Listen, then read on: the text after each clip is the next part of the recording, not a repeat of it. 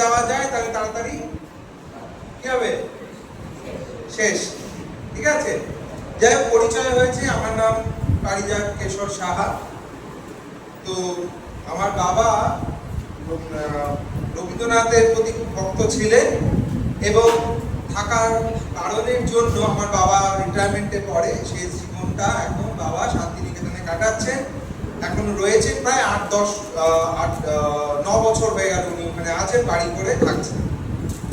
তো বাবা যখন আমার নামকরণ করেছিলেন যে পারিজাত কেশর, বা আমার বন্ধু বান্ধবরা বলতো, আমি নন বেঙ্গলি এনভায়রনমেন্টে বড় হয়েছি, দীর্ঘকাল আমাকে বাড়ির মানে স্টেটের বাইরে থাকতে হয়েছে। আমি যখন এখানে এসেছি তখন ক্লাস 10 কমপ্লিট করে আমি এখানে এসে ভর্তি হয়েছিলাম, পড়াশোনা শুরু করেছিলাম।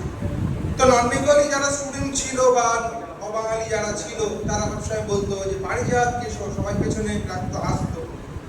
তো আমার বাবাকে আমি গিয়ে বলেছিলাম যে বাবা, তুমি এমন একটা নাম আমাকে দিলে যে লোকে সেটা শুনে হাসে, বলে পারিজাত কেশর, এর আবার মানে কি?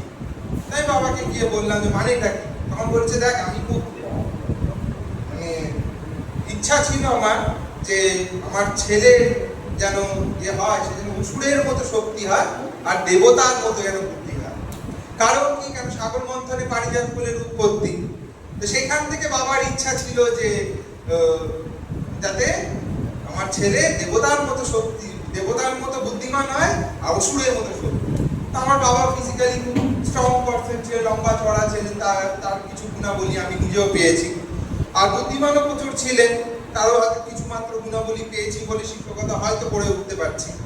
তাই বাবা যেন কেশরটা কেন, তখন বাবা আমাকে বলেছিলেন যে কেশর মানে হচ্ছে যে আমার তো মাথায় চুল আর বেশি দিন থাকবে না, আমারও কমে এসছে। আমার বাবা চেয়েছিলেন যেন আমার ছেলের মাথায় চুলটা যেন থাকে, সেই জন্য অন্তত চুলটা থাক জন্য রাখা। কারণ বাবাকে আমি বলেছি, একদিন আমাকে বলেছিল যে কানা ছেলের নাম আবার পদ্মলোচন হয় কিন্তু। তো যাই হোক, সেটাও কেটে যাবে আস্তে আস্তে। হয়তো আমার পরিবারের সমস্ত লোকের চুল চলে গেছে, আমার যতটুকু চুল আছে এইটুখানি চুলও কারণ নেই মাথায়। হ্যাঁ, আশা করি এটা আমার হয়তো সারা জীবন থেকে যাবে। এখানে মূল্য কি? আমার বাবা বলেছিলেন যে যখন বলছেন যে অসুরকে আমরা নেগেটিভলি দেখার চেষ্টা করি, অসুর হচ্ছে খারাপ, অসুরের একটা গুণাবলী ছিল, সে শক্তিশালী ছিল দেবতার থেকে। আর দেবতা কি ছিল? দেবতার বেশি শক্তিশালী ছিল না, তার কি ছিল? বুদ্ধি। সেই জন্য বাবা এমন একটা কম্বিনেশন দেওয়ার চেষ্টা করেছেন আমাকে, বা আমাকে একটা এক্সপেনশন এমন দেওয়ার চেয়েছেন যেটা নেগেটিভ থেকে আমি পজিটিভ পাই, এবং পজিটিভ যাকে আমি ভাবছি তার জন্য নেগেটিভটা আমার উপর ইম্প্যাক্টটা না হয়। তাহলে এটাই হচ্ছে আমাদের কাছে মূল্যবোধ। আমরা ছোটবেলা থেকে কিভাবে মূল্যবোধগুলো তৈরি হবে, ভ্যালু তৈরি হবে। তা আমি এখানে আমার স্লাইডটা এখন আসছে না, এখানে আমি 4টে বইয়ের কথা আমি বলেছি, আমি দেখিয়ে দেবো। তো বেসিক্যালি কি মানে এমন একটা পশুর নাম বলতে পারবে যে সব মানে ইম্প্যাচুয়ারলি জন্মগ্রহণ করে, ইম্প্যাচুয়ার অবস্থায় জন্মগ্রহণ করে, ম্যাচুয়ার নয়। কোন একটা পশু বাচ্চা বা পশু সন্তান যে ইম্প্যাচুয়ার জন্মগ্রহণ করে, কেউ আছে? আইডিয়া আছে কারো? না, ক্যাঙ্গারু ম্যাচুয়ার জন্মগ্রহণ করে, পান্ডাও নয়। বললে আশ্চর্য হয়ে যাবে তোমরা, সেটা হচ্ছে মানুষ। মানুষ একমাত্র ইম্প্যাচুয়ারলি জন্ম হয়। জন্ম হওয়ার সাথে সাথে তাকে একটা কেবিনে রাখতে হয়, কেয়ার নিতে হয়, তাকে টাওয়েল দিয়ে মুড়িয়ে রাখতে হয়, এটা ভেন্টিলেশনের মতো একটা ব্যাপার দাঁড়িয়ে যায় তার কাছে। তো কেন মানুষের ক্ষেত্রে, অন্য পশুর ক্ষেত্রে লাগে না? গরুর বাচ্চা জন্ম হওয়ার সাথে সাথে বিড়িং বিড়িং করে লাফাতে লাফাতে চলে যাচ্ছে।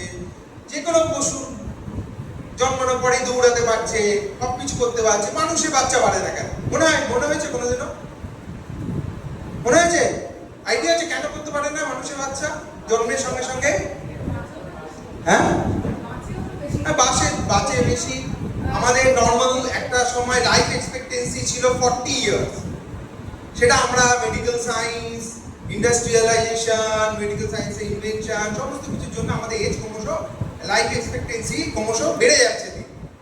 মূল কারণটা হচ্ছে আমরা সর্বপ্রথম একটা কনভারসেশন করা শুরু করেছিলাম, সেটা কোনো পশু করতে পারে।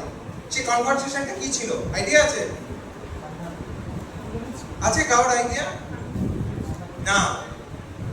প্রথম যে কনভারসেশন ছিল সেটা ছিল হচ্ছে পরনিন্দা পরচর্চা। যখন একটা মানুষ প্রথম তার ভার্বাল নয় নন ভার্বাল ল্যাঙ্গুয়েজে কাউকে এক্সপ্রেস করতে চাইছে কিছু, তখন একজনের সম্পর্কে আরেকজন নিন্দে করতে শুরু করেছে। এই নিন্দেটা আসলো কিভাবে? ল্যাঙ্গুয়েজ ডেভেলপমেন্টের কারণ কি? রিসোর্স যখন কমে আসতে শুরু করলো, মানুষ যখন রিসোর্স সাফিসিয়েন্ট হলো না, মানুষ তখনই তার বক্তব্যকে এক্সপ্রেস করার চেষ্টা করলো। তার আগে তার বক্তব্য এক্সপ্রেস করার প্রয়োজন ছিল না, গাছ থেকে পেড়ে খেয়ে নিত, শিকার করে খেয়ে নিত, কেউ খাবার কেড়ে খাওয়ার কোনো প্রশ্নই ছিল না। তাহলে এইখান থেকে মানুষ কিন্তু প্রথম কথা বলতে শুরু করে বা তার মেন্টাল ডেভেলপমেন্ট কিন্তু ক্রমশ শুরু হয়ে যায়।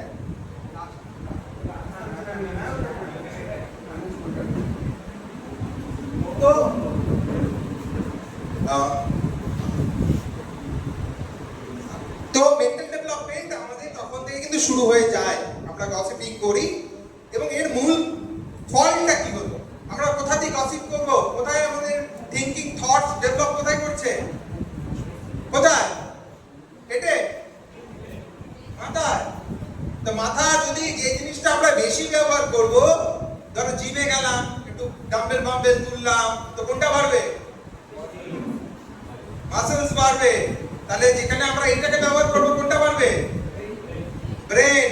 বাচ্চা যখন তার মায়ের গর্ভে ছিল, সেই অবস্থায় থাকাকালীন তার আগে থেকে হিউম্যান মানুষ যে ভ্যালুস গুলো নেওয়া শুরু করলো, থটস ডেভেলপ করলো, থট প্রভোকিং কোশ্চেনস তার মধ্যে ডেভেলপ করতে শুরু করলো, তখন মানুষের অটোমেটিক্যালি ব্রেনটা বড় হওয়ার দিকে এগোতে শুরু করলো, অ্যাডাপ্টেশন হয়ে গেল সেই ধরনের। আমরা এলিয়েন্সদের যখন দেখি, তখন দেখি কি এলিয়েনদের মাথা কি থাকে? বড়, আর হাত পা ছোট, আঙুলগুলো সরু। এরপরে আমরা লেখা বন্ধ করে দেবো, কম্পিউটারে টাইপ করবো। আমার ছেলে টাইপ করে কম্পিউটারে, কি হবে? হাতে মাথার এখানে কতগুলো বোল্ট মানে মার্বেলের মতো থেকে যাবে, আঙুলগুলো সরু সরু হবে। একদম যেভাবে এমআইবি তে আমরা এলিয়েন্সদেরকে দেখি, সেইভাবেই আমাদের নেক্সট জেনারেশন আসবে, মাথা এত বড় হবে। তো এই বড় মাথা হওয়ার জন্য কি হলো? তার দেহ থেকে মানুষের বাচ্চার দেহ থেকে মাথা বড় হয়ে গেল। এবার যখনই সে তার মায়ের গর্ভ থেকে বেরোনোর চেষ্টা করবে, বেশি বড় মাথা হয়ে গেলে সে তো বেরোতেই পারবে না। তাহলে প্রিম্যাচুয়ারলি সে কিন্তু জন্মগ্রহণ করার চেষ্টা করছে। অর্থাৎ আমরা কিন্তু মূল্যবোধের কারণের জন্য, থট ডেভেলপমেন্টের জন্য আমাদের ব্রেন ডেভেলপ করেছে, ব্রেন ডেভেলপ হওয়ার পর বড় হয়েছে। এইভাবেই আমরা কিন্তু নিজেদেরকে এগিয়ে নিয়ে গেছি। Next slide.